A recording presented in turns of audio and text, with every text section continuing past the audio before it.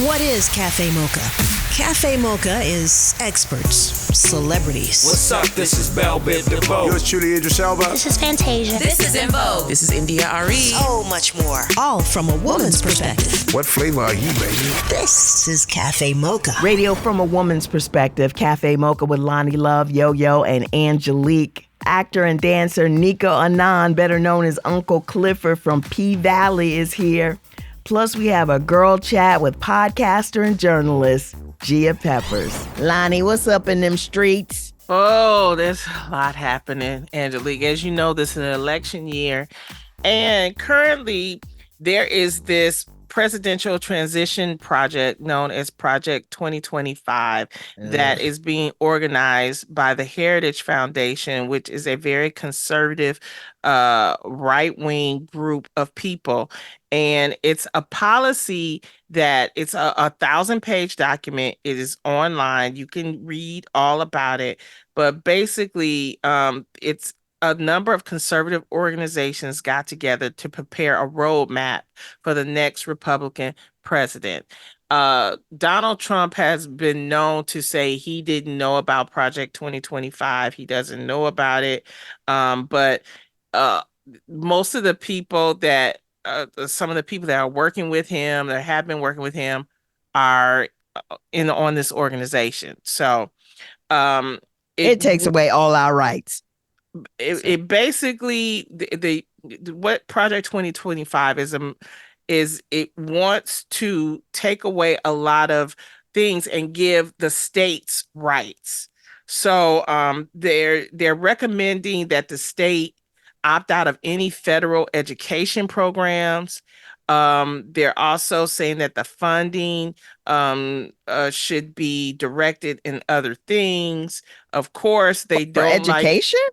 Yes, they want education funding. They say that individuals with disabilities, education acts, like all of that stuff should be taken away. They want to shut down certain departments. They don't believe in LGBTQ rights at all. All the DEI, all of the minority funding, they want to do away with it. It really is a dangerous perspective, and will start, like, whoever the Republican president is, the way they set it up, it will start day one. Federal employees, they want to get rid of anyone who does not get on the plan. So they would be willing to get rid of 50,000 federal employees and put in employees who understand, who are conservative, that understand the goals of Project 2025. Is very, very scary. And it's something that they want to try to do. So you can read all about it. If you just Google Project 2025, like I said, there's over like 1,000 pages of it, and it's ridiculous. Project 2025. This is the plan for Trump's second term. Of course, LGBTQ rights. They're going to make a federal government establish marriage between a man and a woman as the ideal natural family structure. They're going to withdraw all the federal anti-discrimination protections. For education, they're going to reverse Biden's administration's student debt relief efforts. Oh, so our student loans, all that stuff is out? All that they want to reverse. This is if Trump gets to the second term, or if a Republican gets into office. They're going to put, for healthcare, they're going to put Medicaid on the path to privatization. They're going to repeal President Biden's Medicaid drug pricing. They're threatening the free diabetes, the low cost diabetes stuff. All of that they're rolling back. For the federal government, they're going to gut the federal workforce and install loyalists by making tens of thousands of civil servants fireable at Trump's will. They're going to allow Trump to deploy the military against American citizens. They're going to further lower lower taxes on big corporations. They're going to cease support for international organizations that promote LGBTQ plus equality. This is just an example of some of the things that this Project 2025 actually it has in this 1,000 page document, which is why it's very scary. Again, I said that Trump is claiming he doesn't know anything about it, but a lot of the people that are in that organization that have been on this committee are currently working with Trump. So, um, you can take it for what it's worth. This is the reason why we are pushing so hard for people to vote. I'm working with a fabulous organization. I've been working for years. When We All Vote, it is a nonpartisan voting organization where we just want to make sure that every American has the right to vote. And we're asking you to make sure to check your voter registrations because the deadlines are coming up immediately. So if you go to whenweallvote.org, whenweallvote.org, you can register to vote there. It's simple, it is easy, and it's something you can check your voter registration. You can check where your polling is. You can check if you have mail-in ballots. Do that today because this election is going to be so important and your vote counts. And for people that, if you're confused about certain things, vote. If you think your vote doesn't matter, why are they trying to suppress voting? Why are they trying to, if the vote didn't matter, it does matter. Your vote matters. This is your voice. This is democracy. Democracy, all the stuff that you see happening is what happens when you have a democratic society.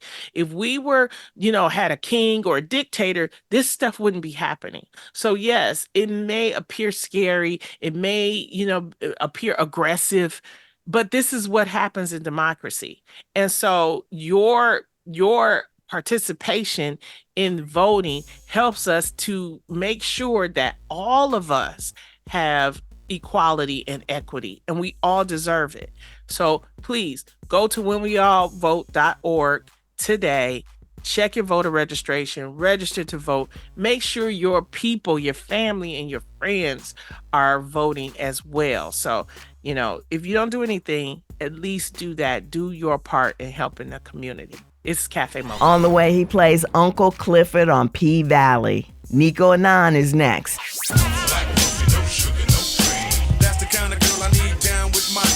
Standing in solidarity from a woman's perspective. It's Cafe Mocha. It's Cafe Mocha with Lonnie Love. Yo, I'm Angelique on the line. He's from P Valley, known as Uncle Clifford. Plus, he has a brand new docuseries called Down in the Valley. Nicco Annan is on the line with us. Hi, Nicco. What's up, everybody? How you be? Nicco, the last time I saw you, we were up in San Francisco at the Soul Train musical.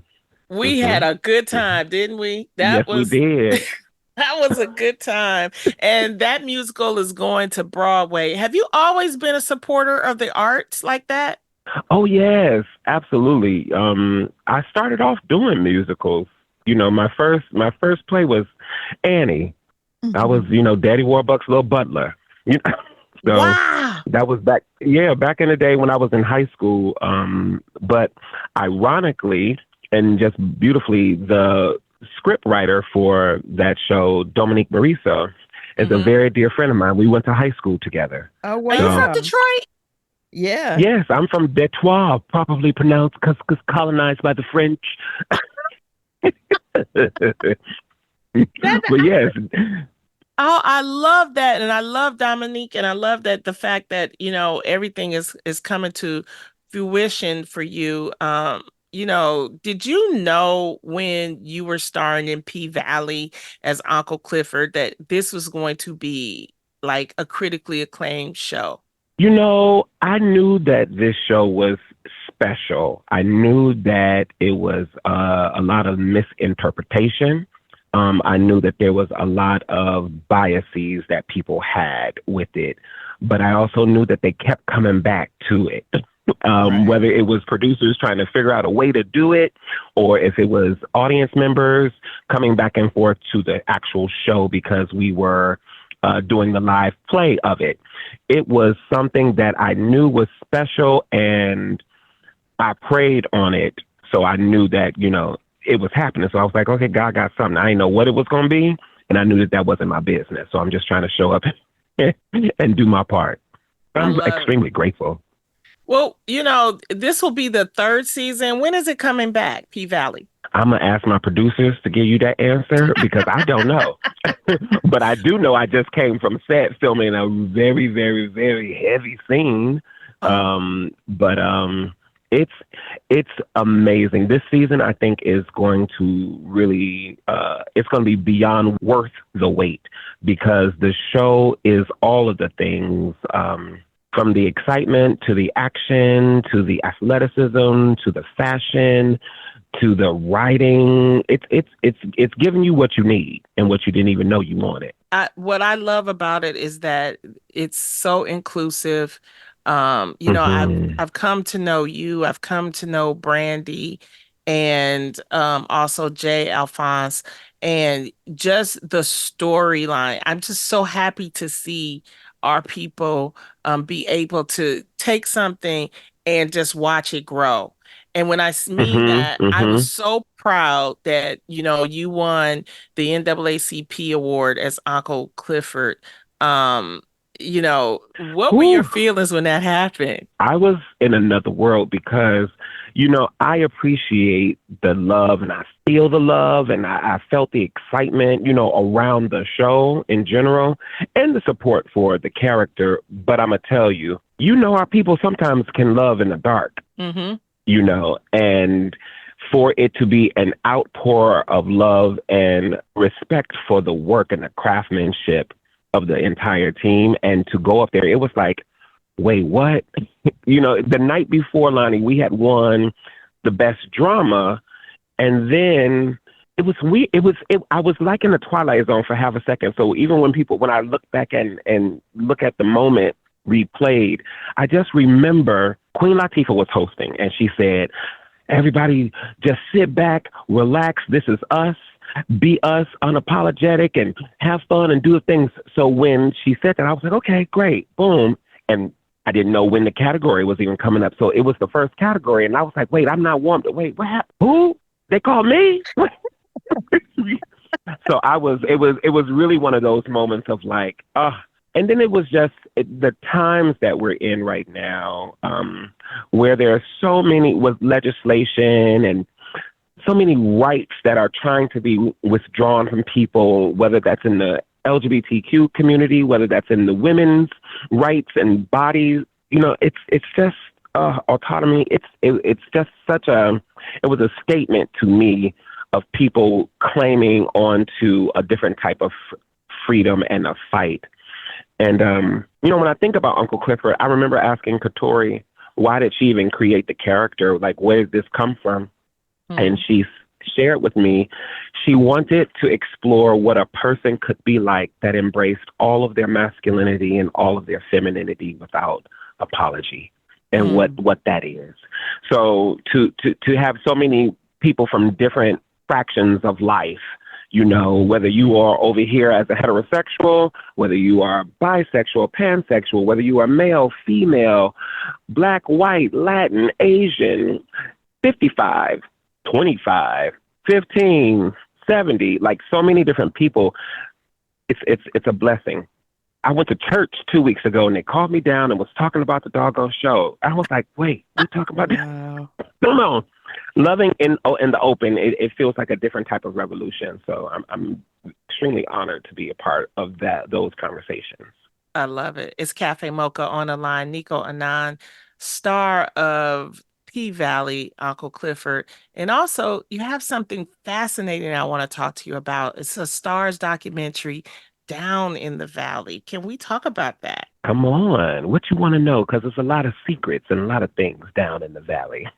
Okay, so like this is like 6 half-hour episodes that is produced by Katori Hall, but they got you going down in the valley. Now, what you doing? What you finding out? They do. Well, let me tell you something. I am happy to add to my moniker executive producer because this is Creator, a show host. that is correct, that I created, that I pitched to Katori and the team. I said I got her blessings to be able to do and pitched it out to stars. And here we are, and it's on the air. It is something that I wanted to do because I felt so much light on me, so much shine and attention. And I'm the kind of person, I've worked a lot in my career as an educator. And, that leads to mentorship and all of the things from my choreography to directing and everything. So it was like a natural segue. I've done this for the stage, but it was so many people that would always approach me as like, hey, yo, Nicco, put me on. Like, oh, I want to be a part of this. And I want to do da-da-da-da. And so I just would listen to people, and it made me realize that I don't have to wait for my next. I didn't have to wait for someone else to hire me. I wanted to be able to create it in this moment. So let's go forth and highlight the people in the South truly that are living lives that are reflective of a lot of the themes within their favorite show, P-Valley. Okay. So, you have people that are doing all of it, just different tethers that are along the way. That was the impetus behind it. Wow. What did you learn by doing this show? I learned a lot of things. Yeah, I could say I learned some things about saints and sinners. One thing overall, I will say, I learned how rare it was for people to love Black people and love being Black. I didn't realize that was a rarity. I love who we are. I love all of our colors. I love my Uncle Ray Ray. I love Auntie Lynn. You know what I mean? And those respectability politics don't exist for me, Nicco. But I understand that they are in the world. So it was a great relief, I feel, to be this person that sometimes people see from a distance as this character or this celebrity, but realize, yeah, I may have chillings once a year too, or I still got my black eyed peas and my greens on New Year's. Mm-hmm. It was so fun to be very, you're from Detroit. Detroit to me is like up south. Mm-hmm. So it's not something that we shy away from. Right. I really learned a lot. I learned what it takes to be this last episode of From the Juke to the Junt, learning what a junt was officially, a person, place, a thing. The vernacular in the South. It was just really great to be involved in that. I learned a lot of the tracks that independent artists, whether you're trying to be a singer or a rapper, a musician, what that journey can be like. I learned a lot about hoodoo, and the African spirituality of it all. It wasn't just grandma snatching a broom or getting mad at you because you swept her foot, Her throwing that salt over her shoulder actually had meaning. So it was great, like learning the root of a lot of things. My left palm is itching right now. You know what that means? That means some money coming, or you better go rub a bald Black man's head. If you rub a bald Black man's head, that means you gonna hit, baby. You gonna hit when you play that lottery. I love it. It's Cafe Mocha on the line. Nicco Annan. We're talking about his documentary Down in the Valley, on Stars. Also, he is Uncle Clifford in P-Valley. And I mean, what attracted you to acting? Oh, that's a great question. I think, truthfully, when I was dancing, my original idea was to be a concert dancer. So I wanted to be in a dance company like Alvin Ailey or Complexions or Philadelphia. And back when I was in high school, when I was 17, there were a lot of different, body image was not what it is today. So I literally lived the example of how representation matters in that regard. So I had a lot of roadblocks because people said that I was too thick. I went through the process of trying to get thin, and that didn't work. So I ain't mad about it because I love all my thickness now. Mm-hmm. But what happened was I saw a hearing impaired dance troupe, and I did not know that they were hearing impaired. And I inquired afterwards. I was like, how are y'all all on beat? If y'all are, hearing the music, how do you? And they said they feel it. And it was through the bass and the subwoofers of the floor. Mm-hmm. And that told me, that one experience at 17 told me, oh, if I'm going to be an artist, God forbid if anything ever happened, I need to just learn how to tell a story. So that sent me off to the conservatory at Purchase, and I went to acting school. I had been acting all along in improv and stuff like that, but I was like, I love dance, but that's when like acting became the main focus for me. I love it. Nicco, you and I both are the untraditional artists. We are not supposed to be, in front of the camera. We are not supposed to be the people that people fall in love with. We are not supposed to be that. We're big, we're dark skinned, and so it always amazes me when people, come up to me and they're like, I love you, Lottie. And I'm like, wow, that's the power of television. How do you handle that now? You're getting people that just like love you and your character. I too have to take a pill with it, but Lonnie, I know we are supposed to be here. And I think that the first half of life prepared me for it because it keeps me grounded and keeps me humble. It doesn't allow my head to get too big because I know the other side. Like, if anything, I gotta talk myself into like, no, they're telling the truth. No, you do look good, Nicco. Like, it's everybody has their own cross to bear. It just makes me happy. It makes me happy that I made it through. That I did not believe the bullies back in the day. It makes me happy that I didn't close my gap. All of those things. What advice do you give to aspiring artists that's trying to make it? My first piece of advice is to live life. I think that sometimes we can get so caught up in trying to do the thing that you don't have anything to say. I credit part of my success is to the clarity of my vision. I know what I want to say, and I know how I want it to be digested, because I have also been a part of many different types of storytellers. I've interned in different places. I've studied under this person. I've really, really researched and watched the craft. That's what they mean when they say like put in the work. Sometimes I think it's just put out there, but it's not anything necessarily tangible for people. I think I was having a conversation with my nephew the other day. He's working at the Publix and he's making sandwiches and stuff. And I said, I see how that has changed him because now he has interacted with different types of people. He's much more open. He understands about customer service in a different kind of way. Even though he's going into pharmaceutical, he's in college, in his first semester. But little things like that help. And that's how that would be what I would tell people. If you want to have your YouTube show, that's great. You want to be on P-Valley, or you want to be a writer, you want to direct, start small. Start in your neighborhood. Start with your circle of friends around you.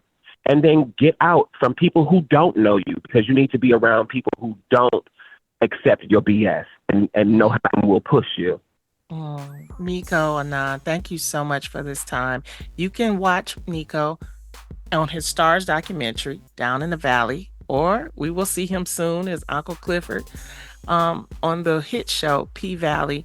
Much more love and success, and I hope to see you soon, Nicco. Thank you for stopping in. I hope to see you too. Thank you. Come on, Cafe Mocha. Because this is a real place back in the D. Okay, exactly. Right across some spectacles, baby. I love it. Nicco Annan from P-Valley, but he also has his own documentary on Stars called Down in the Valley. Make sure you check it out. This is Cafe Mocha. We're at Cafe Mocha Radio. Socially savvy on Facebook, Instagram, and Twitter. Serving up more Cafe Mocha on the way.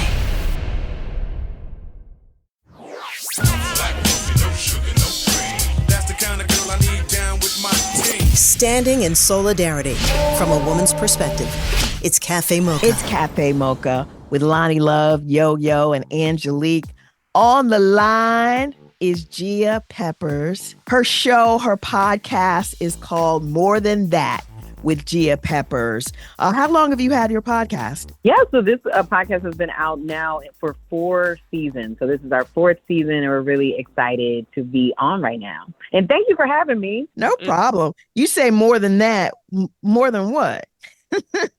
So, look, I like how you said that. So more than that, the entire idea came about as an answer to all that happened, all that we experienced in 2020 and 2021, the Black Lives Matter movement that we were all there for, the murders of George Floyd and Breonna Taylor and all of the people, unfortunately, that lost their lives during those times in particular.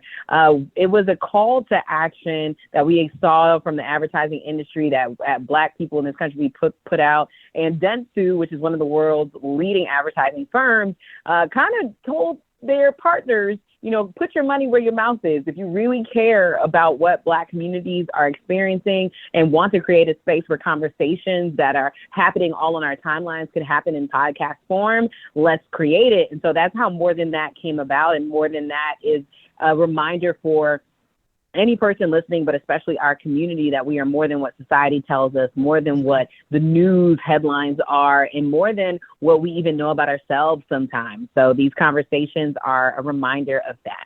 We're talking to Gia Peppers from More Than That with Gia Peppers. Speaking of what we see in the media, social media has been going crazy over Kamala and potential run for president. Social media has just been, especially men, have been slaying her in the bad way. What are your thoughts about that? I have learned that we only have a little over 100 days to get an entire campaign, election, and win in progress. So I have learned to literally mute, block, and tune out the people who are committed to not understanding why we're fighting for democracy, and tune all of my all of my energy into creating spaces and bringing awareness to the folks who are curious about why democracy still matters and how they can show up to vote and support Kamala Harris. So I have tuned all the people out and really been championing the groups like Women with Black Women and Women with Black Men, and all of the different calls and organizations we've seen, the hundreds of millions of dollars that have been raised in 48 hours. I'm more, on focusing on them and how I can be a part of those movements. Definitely. I think that this will be the first election that is truly maybe called through social media. Because when you think about it, Joe Biden, he released his dropout through social media. It wasn't through the traditional. And then, his endorsement of Kamala was through social media. And then everyone else started giving their endorsements and, and just raising that money. You can't do that door to door. That was through the power of social media. And so social media has had a big play into that. I do want to go back, though, because, when the whole Black Lives Matter incident happened, and then, we had everybody on board, all the corporations and everything. What, in your opinion, changed them to whereas now we're not getting that support that we got back then? It's wild you point that out, Lonnie. I mean, to be honest, we had a lot of trouble getting season 4 funded. I mean, we know it from the media side. We've seen newsrooms shutter. We've seen, Black-owned businesses and companies. Some of them have had to close because all of those, creator funds and those impact funds that started with such great intention in 2021 and 2020 have all of a sudden have started to shy away from all of the things that they said they were about literally 2 years ago. And it's scary and it's sad. And to be quite honest, I really hope that this Kamala run also helps us remember that we're all still here and all still need of support. I think because of how loud the divisiveness in this country the spectrum swung back so far from DEI being something that all Americans should push for, and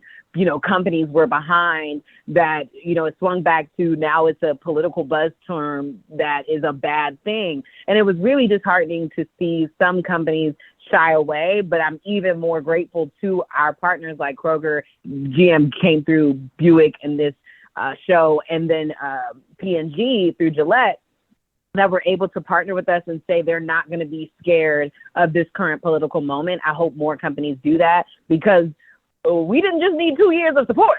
We need, still black people to have those high position jobs and still need to create diversity, equity, and inclusion. That's what the American experiment of democracy is supposed to be, perfecting, having a more perfect union. So why we all got scared, or why certain parties got scared, is disheartening, and shows me that, we got even more work to do than we thought.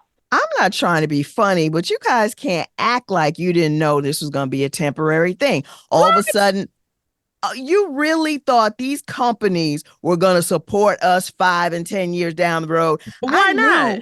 I knew for a fact. I'm like, this is a moment. Gia, here we go. This is the one. This the one. She knew. This is a moment.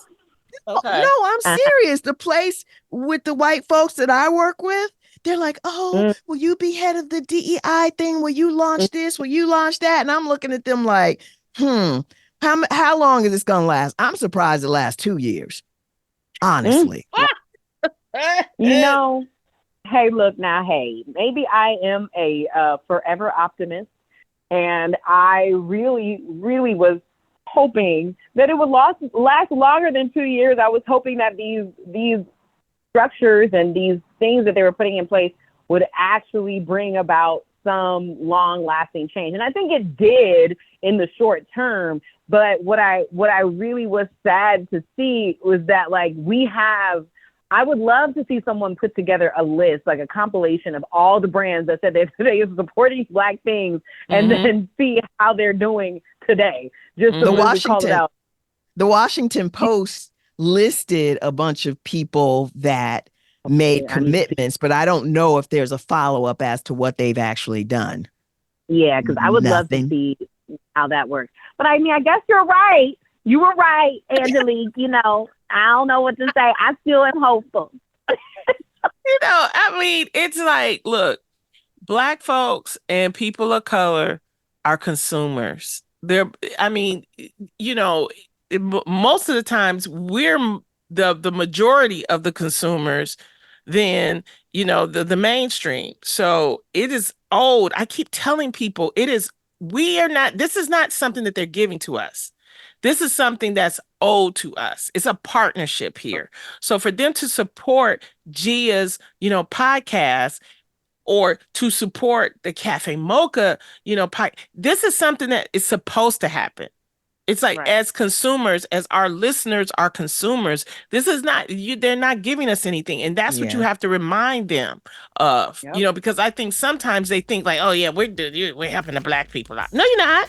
No, you're not. Right. We buy Tide. Right. We buy cars. We buy, so this is supposed to be a partnership here. Her show is called More Than That, and we've got more coming up with Gia Peppers on Cafe Mocha. Voting day is Tuesday, November 5th. You may think you are registered to vote, but in Georgia and some other states, they've been pulling some shady stuff, removing people from the voter rolls. So make sure you double and triple check to make sure you're registered. Go to whenweallvote.org, whenweallvote.org. Here's your dose of espresso. Strong, hot news now. This is the espresso. The memorial for Houston Congresswoman Sheila Jackson Lee was held last week. The initials SJL stand for two different things. I said Sheila Jackson Lee and social justice legend. Civil rights champion, voting rights champion, reproductive rights champion. VP Kamala Harris picked her VP this week, and it's official now. She's got all the delegates she needs to take on Trump. And just last night, the delegates to the Democratic National Convention finished voting. And so I stand before you today to proudly announce I am now officially the Democratic nominee for President of the United States. Now that Simone Biles is indisputably the greatest gymnast of all times, is she headed for retirement? You never say never. The next Olympics is on home turf, so you just never know. That's the espresso. This is Cafe Mocha. Radio from a woman's perspective. Cafe Mocha with Lonnie Love Yo-Yo. I'm Angelique, the producer. We're talking to Gia Peppers from the podcast More Than That with Gia Peppers. Now, Gia, can you talk about some of the your guests in the past, your guests in the future? Let's talk about that. Yeah, so we've had, what I love about the show is that we've had all different types of guests come on and talk about what they're passionate about, the work that they do, and even some guests that like we know well for one thing, but we were able to explore conversations that they're passionate about that they don't usually get to talk about. And for example, I mean, Master P came on during season 1 or season 2 and talked about the effects of climate change, because as one of the unofficial mayors of New Orleans, he has seen firsthand how Black and brown communities are the first to be in the worst positions ever when storms and climate change effects happen back to back in communities that have the least resources, the least support, and all of the different things. And so that was amazing to pick his brain and explore his thoughts as someone who has had to help New Orleans get back on its feet several times. Hurricane Katrina isn't the only time. We've seen so many hurricanes come and harm New Orleans and the surrounding areas in Louisiana. And he was able to talk about how he pays attention to climate change and the conversations around it, and why he believes it's so important that we as a community understand that when we are voting for these people and putting these people in office, we have to vote for people who understand that climate change is real, and we need people to help us really navigate this in this moment in particular, this political landscape that tries to tell us that the world is not changing, even though it's like the record hottest year in millennia. Ever. So that was interesting. Her show is called More Than That, and we've got more coming up with Gia Peppers on Cafe Mocha. Want a little more of our flavor? Stay right there. It's Cafe Mocha. Cafe Mocha with Lonnie Love Yo-Yo. I'm Angelique, the producer. We're talking to Gia Peppers from the podcast More Than That with Gia Peppers. We've had Sal P come on and talk about his juicing life and the importance of putting great things in your body and understanding that, you know, our plates and our juices and things we consume need to be colorful. And we're not just talking about red Kool-Aid. We're talking about, you know, juicing from the standpoint of putting all your things together and putting them in your body. And I think one of the most important things we've talked about, season 1, we got to do the Black maternal mortality rate discussion episode. We had 3 doctors at that time in 2020 and 2021 who had founded the International Institute for Racism in Health. And they were 3 Black women doctors that came together and decided to take on this bias that exists that tells, you know, the students in schools that Black women unofficially, but they, you know, the bias exists, that we have less, we have more, we are able to handle more pain, and we shouldn't be listened to when we are crying out literally in the midst of bringing new life into this world. And this one doctor literally said until she read her charts, no one listened to her as she was crying out in pain. So we had the conversation about how to advocate for yourself in those moments, the importance of having a doula, especially as a Black woman. It could be the difference between, you know, life or death situations, and then having folks who can advocate for you if you lose consciousness, if you lose the ability to speak for yourself in the midst of those really, really important moments. And so those have been some of my favorite episodes. This season, we really focused on the power of the collective. And even before, you know, what happened this past weekend, we knew this election was going to be loud and crazy.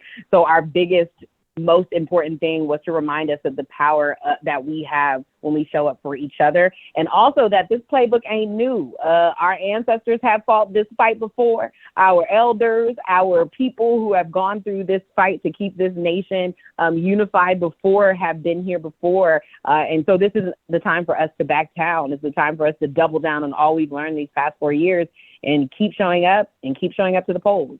And this is why More Than That deserves to have sponsorship. I mean, come on, Angelique. You want her fighting and slapping people. We're not That's doing right. that no more. That's right. Like, but she ain't cussing nobody out. Oh, wait a minute. Being positive. Not on my side. There's other folks that do that, but not over here. Like, we don't want that positivity. What is that? Child, okay, not there is no cussing, not there is no shade. No, none of that. None of that. I love it. We love it, and we love you, Gia Peppers. Thank you. More than that, season 4 will be out, and just thank you so much for all that you do for the community. And I'm sure we'll have you back on because we gonna this next 100 days. Hello. Ooh. We'll be back. I'm ready. Let's keep talking about it. Let's keep telling our people it's not time to get scared. Rest, take breaks, because these people gonna try us. But we got work to do. Definitely. Yes, we do. Take care, sister. Thank you so much. Thank you all. Have a good one. You too. Just a reminder to make sure you are still registered to vote. States like Ohio and Georgia are kicking people off the voter roll, so you might show up at your polling place and they tell you you are no longer registered. Double check at whenweallvote.org. Whenweallvote.org. All the information you need to get registered and know the rules in your state are right there. That's the show. You can find us on all platforms at Cafe Mocha Radio. Cafe Mocha is a production of Miles Ahead Broadcasting in partnership with Super Radio. Executive producer Sheila Eldridge. For comments, booking, or more information, visit cafemocharadio.com.